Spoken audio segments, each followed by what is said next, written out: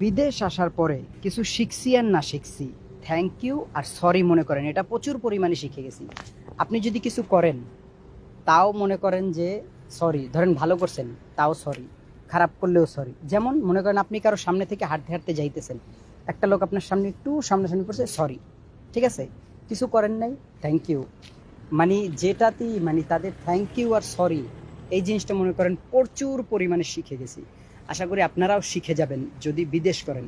আরেকটা জিনিস ভালোভাবে শিখছি বিদেশ আসার পরে, যে আসলে জীবন কাকে বলে এবং আসলে কর্মজীবন বা লাইফ কাকে বলে এইটা শিখে গেছি।